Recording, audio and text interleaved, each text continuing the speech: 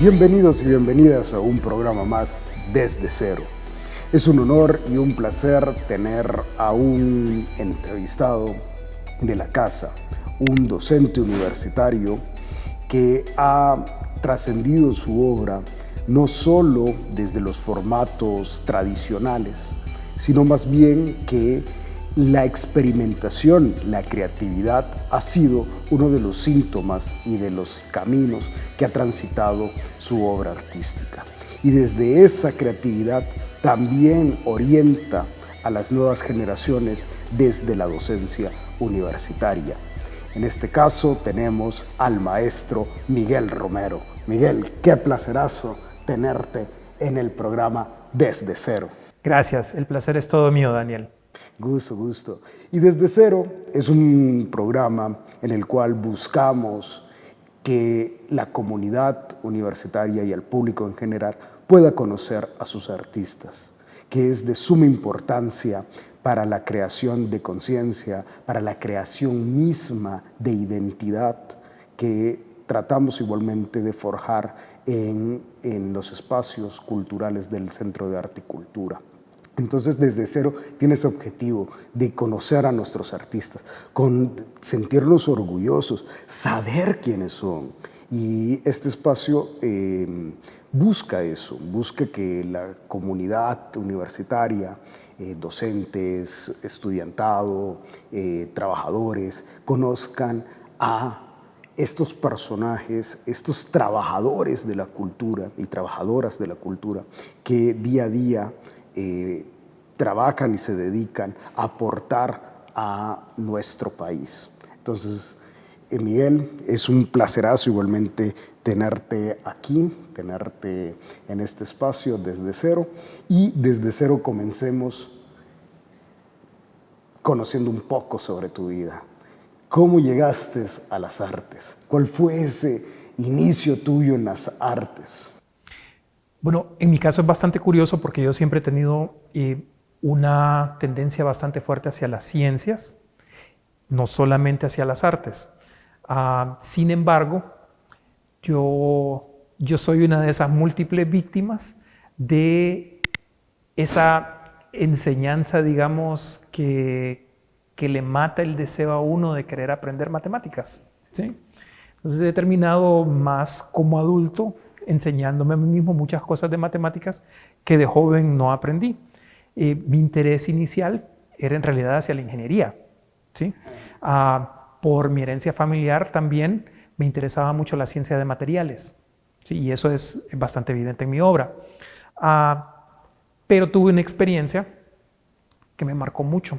Una profesora mía de artes plásticas en el Guillén Celaya, que fue a donde hice el ciclo común, nos llevó un poco de arcilla y nos puso a hacer lo que quisiéramos y yo hice una mano, ¿sí?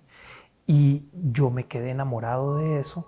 Le robé un poquito de arcilla a mis compañeros, les compré algunos, medio extorsioné a otros para que me dieran un poco de lo que todavía tenían y de ahí le pregunté a ella que a dónde podía comprar arcilla y me dijo que en la Escuela Nacional de Bellas Artes. Reuní todo el dinero que pude, me fui a comprar esa arcilla.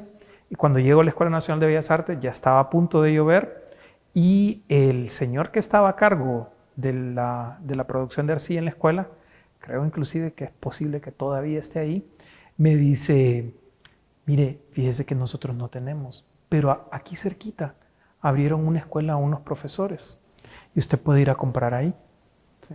Yo me quedé viendo hacia arriba, veo que ya estaba a punto de llover y tuve que decidir entre ir a comprarla y mojarme o regresarme a mi casa y venir otro día. Y no me importó mojarme, ¿sí? Ya sentado en el bus con aquel montón de arcilla, yo me di cuenta de que ese iba a ser el rumbo de mi vida, ¿sí?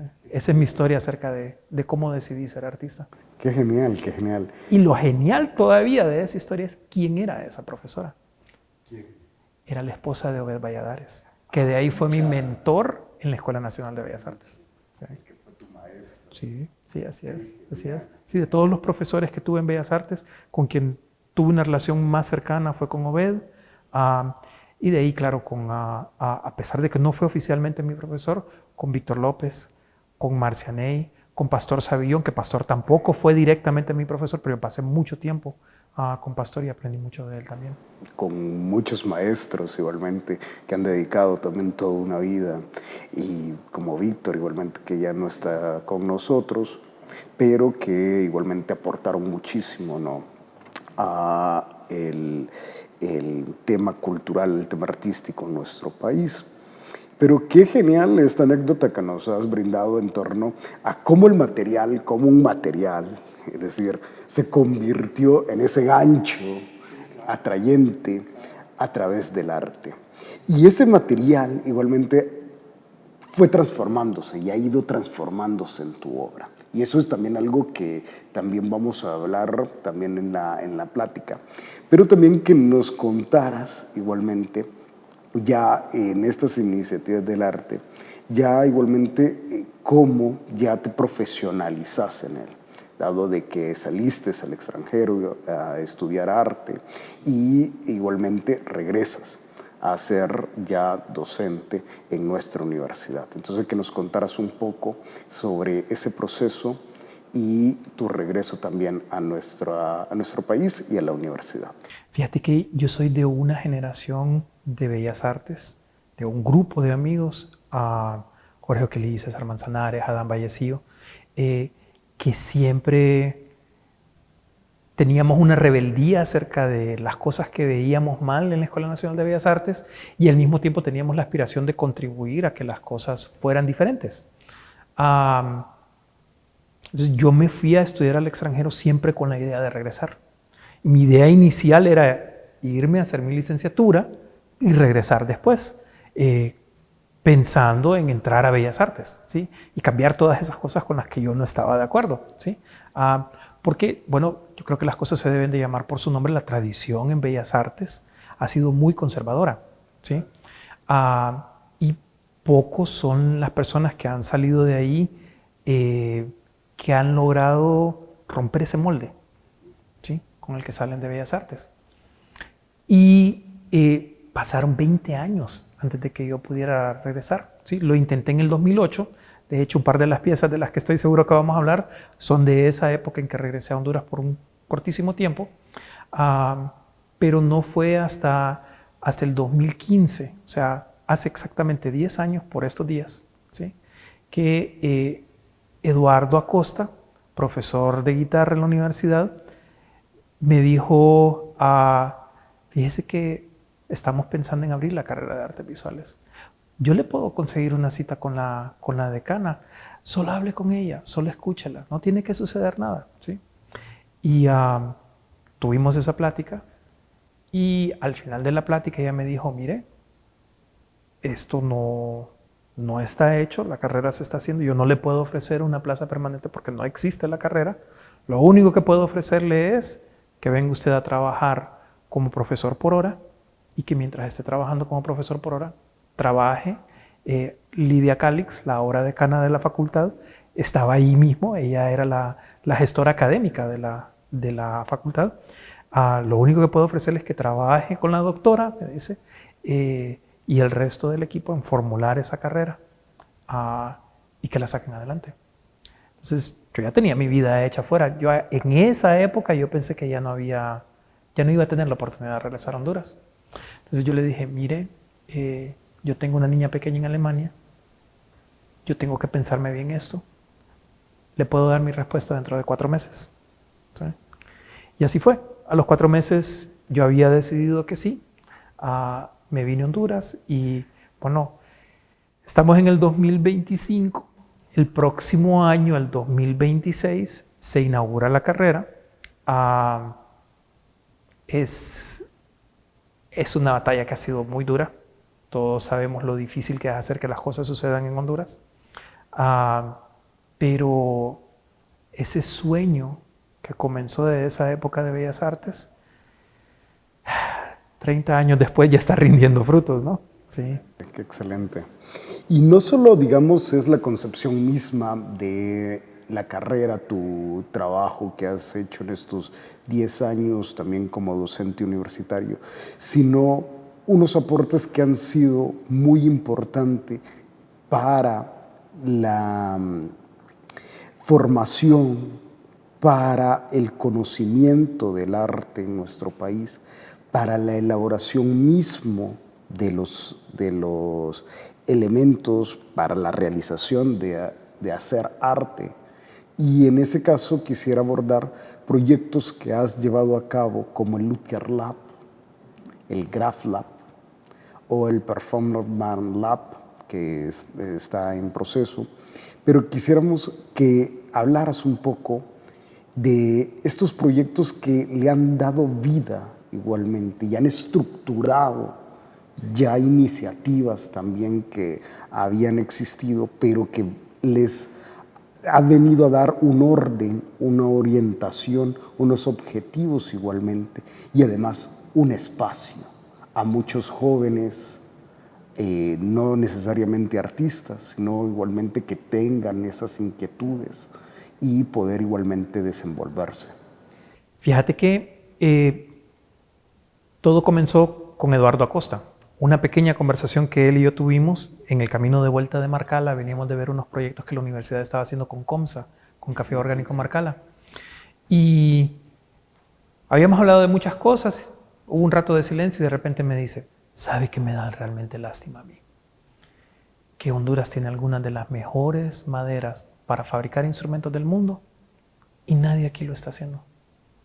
Y así con la perfecta ignorancia de alguien que no sabe en qué se está metiendo, le digo yo, Eduardo, si usted se tira, yo me tiro, ¿sí? Y ni lento ni perezoso, al día siguiente, que era un lunes, eso fue un domingo, nos fuimos todo el fin de semana a Marcala, y era un domingo tarde, al día siguiente se aparece con 2 libros de fabricación y 2 estudiantes de guitarra de él que tenían experiencia trabajando madera en sus familias, que tenían hermanos carpinteros, papás carpinteros que tenían sus propios talleres.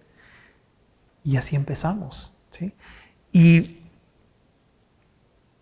una vez que empezamos, lo que me di cuenta es que ese proyecto podía convertirse en mi forma de guardar mi sanidad mental, por llamarlo algo así, mi cordura, ¿sí?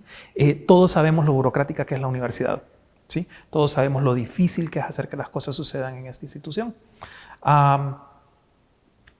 Y el Luthier Lab, que fue el primero de estos laboratorios, fue como el inicio de eso, de ver de que no teníamos por qué estar esperando a que existiera la carrera para estar formando gente, ¿sí? Y en el caso del Luthier Lab era crear una profesión que había existido de una forma muy empírica en el país y que sigue existiendo, ¿no? No sé exactamente, y ese es uno de los proyectos de investigación que tengo todavía frente a mí, no sé exactamente cuándo y por qué se comenzaron a fabricar instrumentos musicales en la Penitenciaría Nacional. ¿Sí? No sé cómo fue que los fabricantes de instrumentos de cuerda frotada en el sur comenzaron a hacer esas cosas. Por ejemplo, ¿hubo alguna influencia de los inmigrantes alemanes? ¿Hubo algún momento en que algún carpintero comenzó a hacer eso? ¿Sí? Hace un par de años, uno de los ahora luthieres, en aquel momento todavía estudiantes del Luthier Lab, se apareció con una guitarra que había estado siempre en la misma familia, que fue fabricada muy probablemente en el año 1918, ¿sí? En Los Terreritos, ¿sí? Francisco Morazán, muy cerca del Paraíso, ¿sí? Pero lo curioso no es eso. Lo curioso es que el mástil de esa guitarra tiene las medidas y las características de una guitarra barroca. Una guitarra barroca fabricada en el siglo XX. ¿Cómo sucedió eso? O sea, ya eso nos da claves de qué tan atrás va eso, ¿sí? Entonces, bueno, el Luthier Lab se ha convertido como en el epítome de lo que hemos terminado haciendo, no solamente yo, sino que también, por ejemplo, Medardo con su Photolab, de decir, aquí están estos muchachos, tienen el hambre de saber, nosotros tenemos el hambre de hacer cosas, nuestro deber es mostrarles que las cosas son posibles. En un país donde las cosas se vuelven casi imposibles de hacer, nuestra tarea es, con acciones, mostrarles que las cosas son posibles, ¿sí? y hacerlo realmente con ellos, ¿sí? Y no estar esperando a recibir la venia de una instancia burocrática dentro de la institución, ¿sí? Que más bien lo que nos ha sucedido es que la institución está tratando de alcanzar lo que estamos haciendo, está tratando como de decir, de integrar, de abrir espacios a lo que ya hicimos, ¿sí? Lo cual me parece genial, ¿sí? El GraphLab nace a raíz de la Grafo, ¿sí? Claro. Hace 3 años se hizo la primera Grafo y mi stand, ¿sí? Casi nadie sabía que yo había hecho grabado, ¿sí? Eran muy pocas las personas que sabían que parte de mi trabajo en el pasado había sido en grabado. Entonces, tengo mi stand, estoy mostrando los grabados que había hecho. Ese año todos eran grabados que había hecho hacía muchísimo tiempo, cuando todavía estaba haciendo bastante grabado. Y mi stand está al lado de Gustavo, ¿sí? De Gustavo Armijo. Sí, claro. Y me dice Gustavo, él me dice a mí, Romerito, Romerito me dice, mire, yo tengo un sueño desde hace tanto tiempo de que hagamos algo así como el taller de experimentación gráfica, ¿sí? Donde haya grabado, un verdadero taller. ¿No se podría hacer algo así en la universidad? Dice. Ese fue el último día de la Grafo, ¿sí? Entonces yo lo quedé viendo y le digo, Gustavo, eso me parece una idea genial, lo tenemos que hacer. A primera hora del lunes, me le pongo yo enfrente del escritorio a la jefa del departamento, a la profesora Shirley Pineda, y le digo, maestra, le tengo un proyecto, necesito un espacio.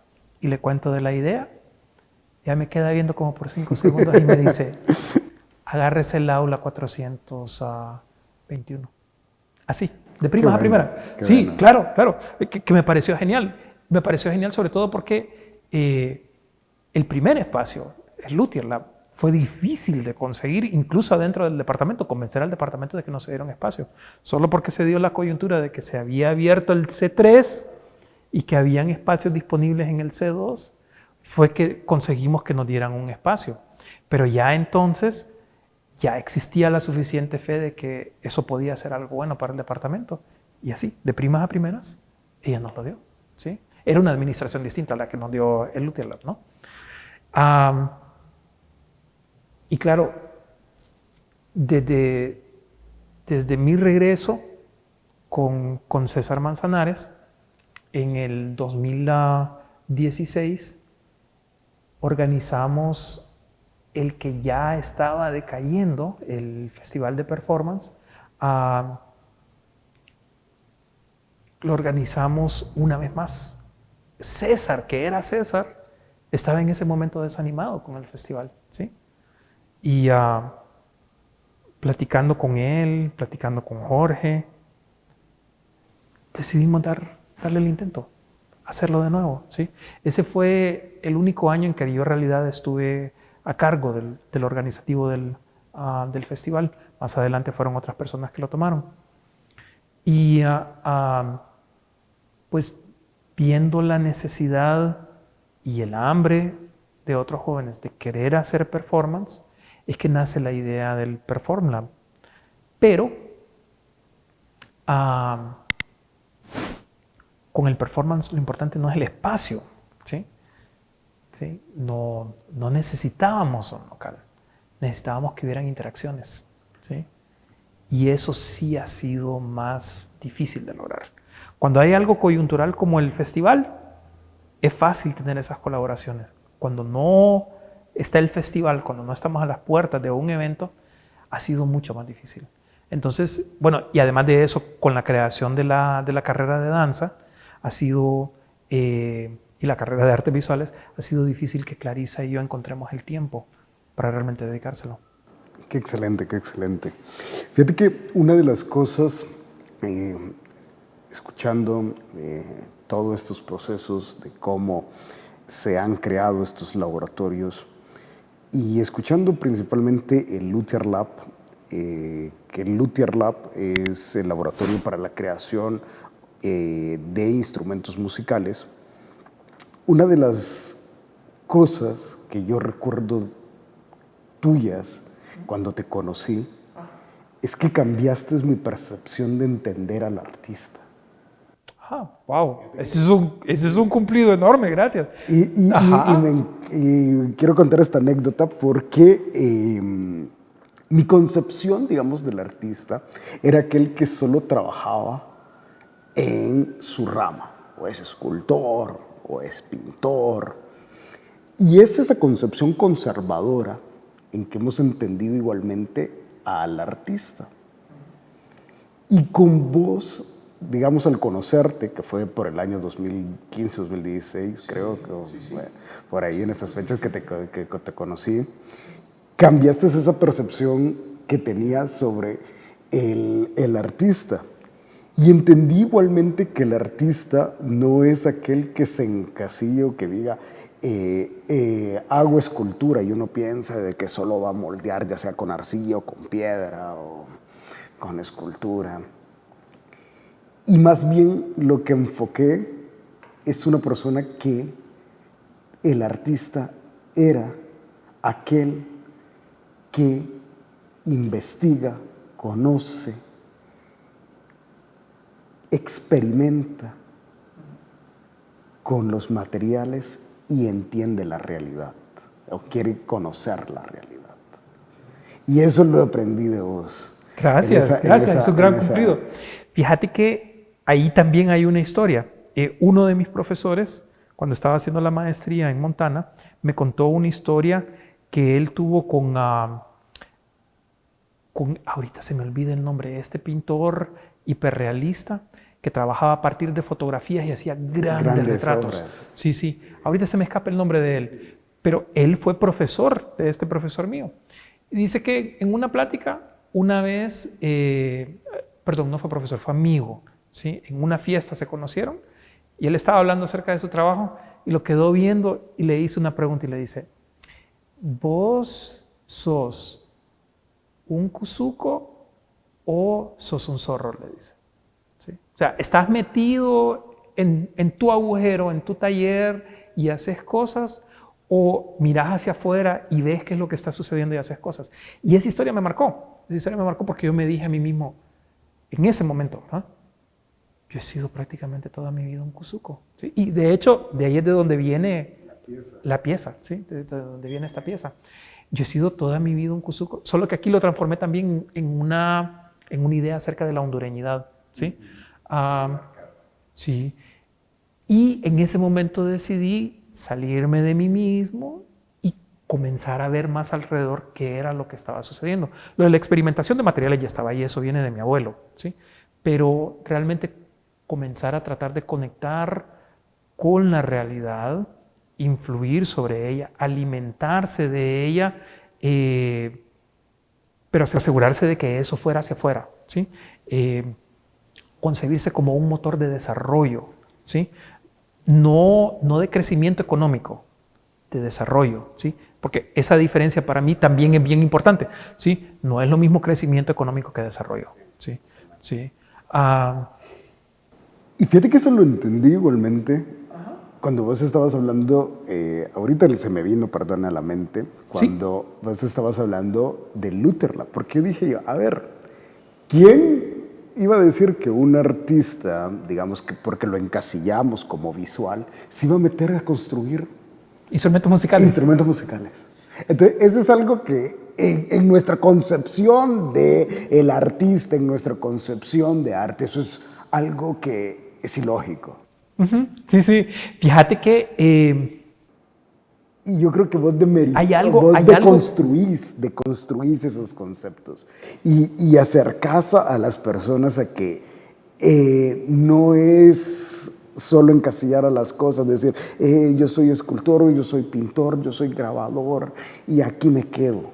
Sí. Es entender. Y se puede ver muy bien enfocado igualmente en una exposición tuya que vos hiciste igualmente, que es el proyecto de sonidos, que es el proyecto de espacio, volumen y sonido, que es un Fue en el proyecto 2023 expositivo, correcto, Solamente. en Solamente, con Cáceres. Con José Cáceres. José Cáceres.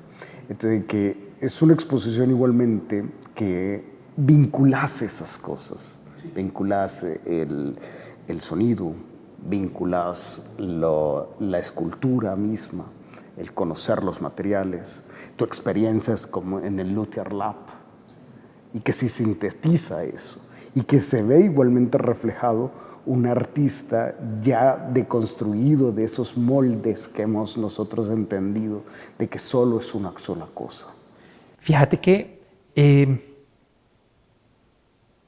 cuando yo era un cipote, ¿sí? Roberto Castillo era probablemente el amigo más cercano que tuvo mi papá en la universidad. Y don Roberto, cuando entré a la Escuela de Bellas Artes, me dio así el folleto, la colección de ensayos que él llevaba años recopilando con que él daba la clase de estética. ¡Ah, qué genial! Sí, qué genial, sí, qué genial. sí. Desgraciadamente no tengo ya ese libro, ¿verdad? Y solo un paréntesis, para todos los que nos ven, les sugerimos igualmente que lean a Roberto Castillo igualmente. Uno de los, La Guerra Mortal de los Sentidos, por ejemplo, es una de sus obras insignes. Yo creo que todos los hondureños y hondureñas debemos de haber leído este libro, hombre. Este es un libro genial y que debemos, para los que puedan referenciarlo, él también escribió el cuento de Anita, la cazadora de insectos, y que lo llevó igualmente en la pantalla el maestro Hispano Durón.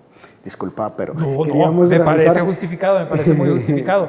Fíjate que leyendo la colección de ensayos que él tenía, pensando acerca de cómo utilizamos los distintos sentidos y cómo es que dividimos las artes de acuerdo a los sentidos que usábamos, etc., fue que me di cuenta que no podemos, en el fondo, separar nuestras experiencias de acuerdo a esos sentidos de una forma absoluta, ¿sí? Ves los empastos, por ejemplo, de Benigno Gómez en sus pinturas y ves cómo él básicamente está casi tallando el lienzo con la pintura, ¿sí? O te pones a ver las esculturas policromadas o las vasijas policromadas mayas, ¿sí? Es pintura y es escultura al mismo tiempo, ¿sí? Y eso lo podés llevar más allá también, ¿sí? Estamos en este espacio precioso, viendo obras de arte, ¿sí? Y tenemos la tendencia a tratar espacios como este como que si fueran una institución religiosa. La mayor parte de la gente entra a exposiciones como estas y se mueven en silencio, hablan en voz baja, ¿sí? No podemos separar un sentido del otro.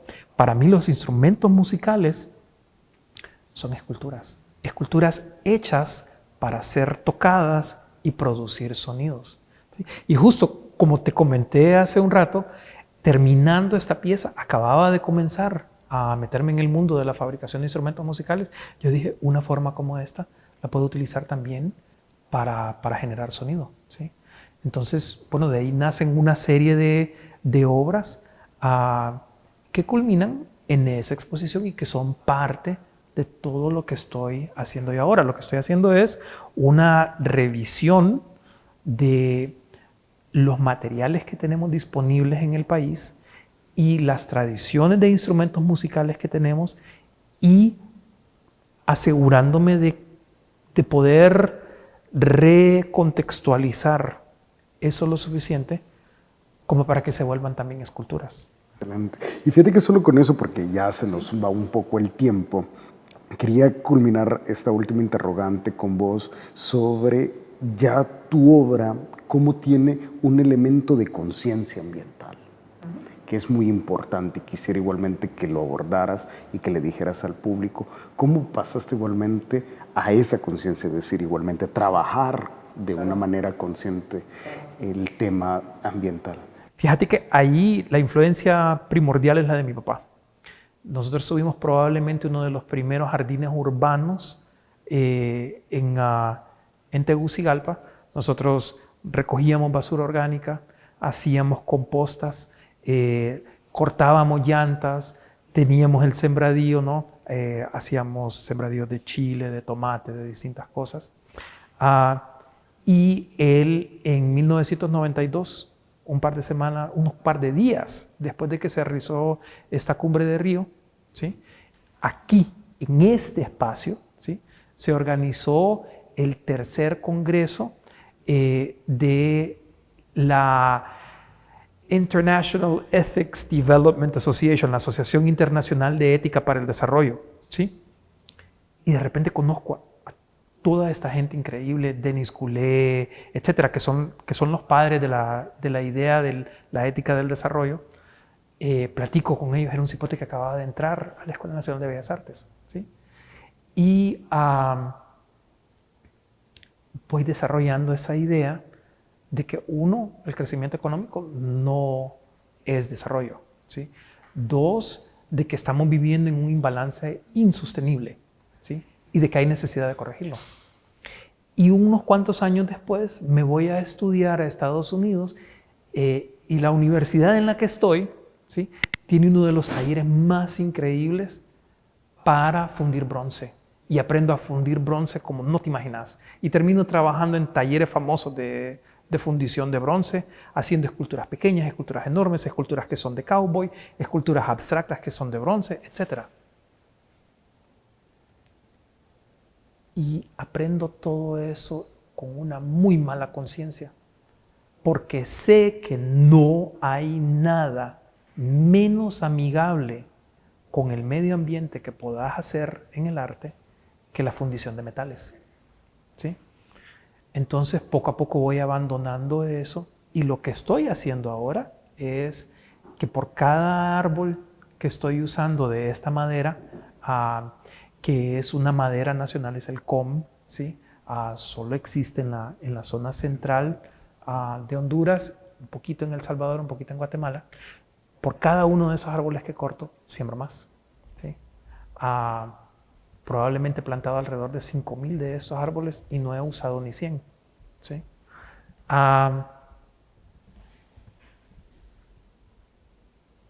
Y lo que estoy comenzando a hacer ahora es a estudiar técnicas de bioconstrucción para hacer esculturas más grandes, monumentales, que en realidad son antimonumentos. Qué genial el concepto de antimonumento. ¿Por qué? ¿Pero por qué hacer eso? ¿Sí? Una de las primeras piezas que vamos a hacer va a estar en Ciudad Universitaria. Ya eso está planificado, ¿sí? Y la idea es crear un contraste entre esa pieza y todos los edificios que la rodean, ¿sí? ¿Sí? En ese sentido es un antimonumento, ¿verdad? Imagínate esto, ¿sí? Imagínate esto. El verdadero valor de hacer eso, de hacerlo en un lugar tan simbólico como la universidad, es decirnos que no importa si está hecha de bronce, no importa si está hecha de granito, no importa si está hecha de lodo y de madera, ¿sí? Lo que realmente mantiene los bienes culturales vivos somos nosotros. Solo piensa cuántas esculturas se han destruido solo en esta ciudad, ¿sí? Movimiento Popular ha destruido varias esculturas. Por ejemplo, se echaron la de Colón en los 90s, ¿sí? Y hay otros ejemplos de cosas que podemos hablar, tanto de lo positivo como de lo negativo. Este es un edificio, ¿sí? Que está hecho de adobe. Y sigue acá. ¿Por qué? Porque nosotros lo valoramos lo suficiente como para protegerlo, ¿sí? La longevidad de las obras de arte no depende del material. Ese es el mito que sobre todo nosotros los escultores nos hemos tragado, pero que no es cierto, ¿sí? Lo que realmente importa es la validación social. Eso es lo que mantiene vivo el arte, ¿sí? Entonces, con una pieza como esa, lo que quiero ver es si valoramos esta otra visión humana del desarrollo más que el crecimiento económico. Eso solo me recuerda igualmente un concepto que tiene García Canclini, que hablaba de la valoración del patrimonio cultural en torno a los usos sociales. y él hablaba sobre los usos sociales del patrimonio cultural, y él decía igualmente lo que acabas de mencionar, que es la forma en que la ciudadanía, en que forma la que la humanidad protege ese bien, es lo que va a perdurar. Si lo valoramos, va a perdurar. Correcto. Entonces te agradecemos muchísimo, Miguel. El tiempo se nos va rapidísimo. Lo entiendo muy bien. Estar muchas horas más hablando, que veamos corto más bien de todo lo que teníamos planificado hablar, pero ha sido un gusto y un placer tenerte ha sido todo acá. mío. Y agradecemos a TV1 por el espacio, agradecemos a todo el equipo que hace posible este programa, y agradecemos sobre todo a ustedes que nos ven y que puedan llevarse también de esta plática un conocimiento, un interés o una curiosidad, que es importantísimo. Es importante que también volvamos a tener esa curiosidad por conocer, por investigar, tener esa suspicacia, y esperamos que esta conversación haya abierto igualmente en ustedes algún interés, esa suspicacia de querer saber mucho más. Entonces, muy agradecido con vos, Miguel, y El placer es todo mío. hasta la próxima. Muchísimas gracias.